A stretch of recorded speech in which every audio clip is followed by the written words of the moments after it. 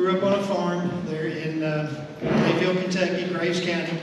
4 brothers and 4 sisters. My parents raised 9 kids on that farm.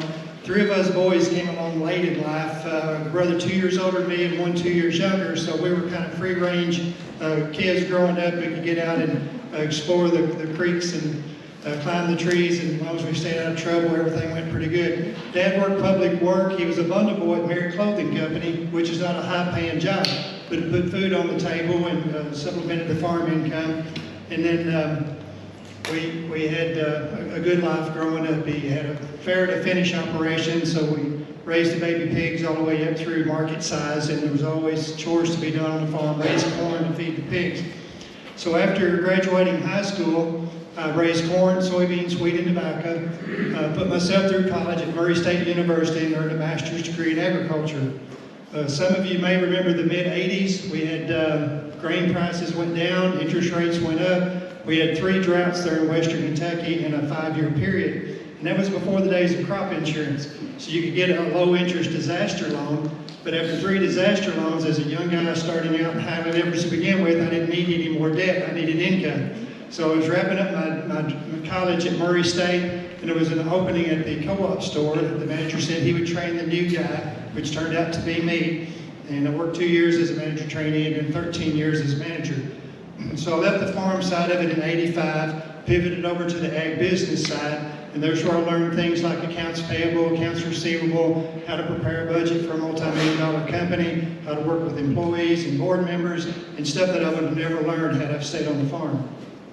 So that was a good experience for me. And if you think about it, the Department of Agriculture is a business. Approximately 200 employees, $86 million budget. There's a lot of moving parts, and I feel like I bring that expertise to the table.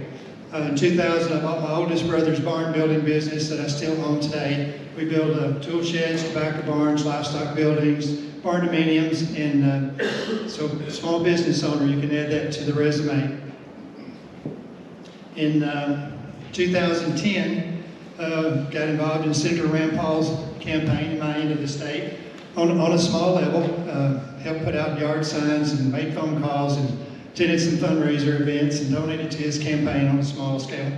But after he got elected, I told my wife, I said, I need to find a place to get involved. I don't know when or where or how, I need to get plugged in somewhere. I was thinking probably on the county level. Well, 2012, our state representative, who was a Democrat, put a notice in the paper right before Christmas that he was not going to run for re-election. And I couldn't sleep the next 3 nights for thinking about that open seat. So I let Christmas go by and talked to my wife about it and threw my hat in the ring, worked really hard, flipped that seat to Republican. I'm the first Republican to ever hold that seat in House District 2.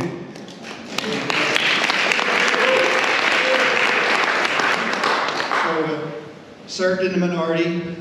Commissioner Quarles and I both ran for this office in 2015. We had a really close primary. I was unknown back then. I was definitely the underdog. I'd only been in the legislature a couple of years, and I got 91,200 votes. He got 92,600. So when you crunch numbers, it's 0.75%. So we had a really close race. The consolation prize was with the House flips in 16. I became chair of the House Agriculture Committee in 17, and I've worked with Commissioner Quarles 7 of his 8 years moving legislation through Frankfort. So I feel like I have my finger on the pulse of what's going on in agriculture in the state and in the Kentucky Department of Agriculture. So I want to bring all that experience to the Department of Agriculture and serve as your next commissioner. I introduced a bill this past session, House Bill 500. This bill would prohibit China, Cuba, Venezuela, and other like-minded countries from buying Kentucky farmland.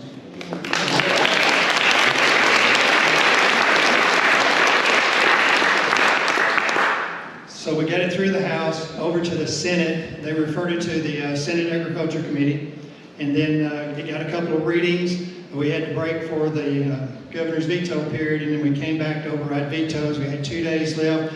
We had some really high priority bills on the table, and there were some concerns raised about unintended consequences, so it just got pushed back and didn't make it all the way through. But we'll work on it over the interim. We'll find out what those unintended consequences are and circle that bill back around next year. It's very popular everywhere I speak across the state.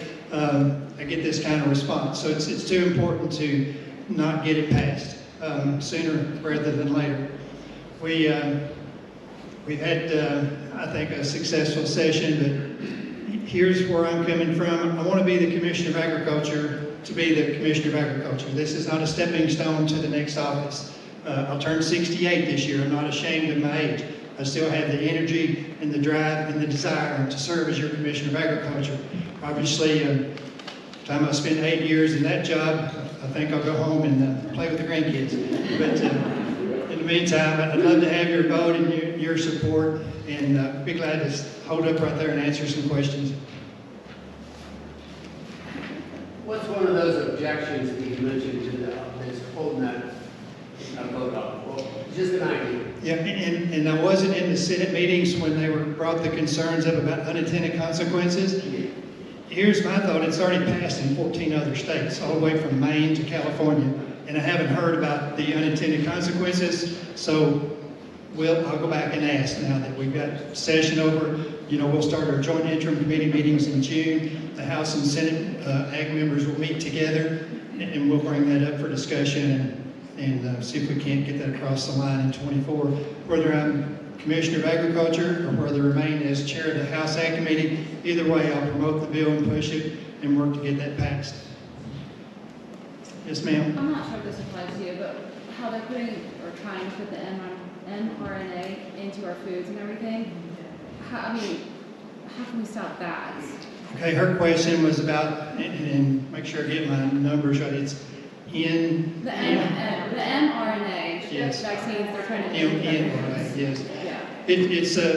And I'll be honest with you, I spoke at the Hardin County Republican Party meeting last week, and I got that same question, and then I was at the Warren County Lincoln dinner Friday night, I got that question, and this is the third time I've gotten that question, so now it's on my radar.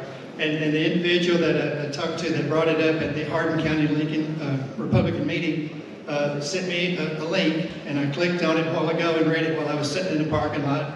And Missouri has already passed a bill to, I would call it truth in labeling law, that if they're going to put that in there, people have to be notified. But I would support what Missouri did, and it's something else we'll look at over the interim. Now that it's on our radar, I want to learn more about it, and I don't support that. And I don't want anybody sticking something in my food that I don't know what it is, and especially vaccines. Yes, sir, in the back. Do you oppose leadership's decision to remove the 6 legislators from their committee? I do. I didn't appreciate that. Greg Stumbo did me the same way when I was in the minority party. Of course, I was a minority, so he didn't care. But I got removed from 2 committees. Education was one because I didn't like the way I voted. And I don't remember now what the other one was. Small business, economic development or something. But it was punitive. He did something, I did something he didn't like. It was his way of getting back at me. So I didn't appreciate it then. I don't appreciate it now. I'd like to see that reversed. You mentioned Josh Calloway's actually made a hero out of him. When Hardin County Lincoln dinner had him to come up and speak, he got a standing ovation when he came up, and he spoke really well, and he got a standing ovation when he went and sat down. So Josh is a friend of mine. He served on the Ag Committee. I didn't want to lose him. I'd love to have him back. Yes, sir. You supported the vaccine mandates, and another quick one is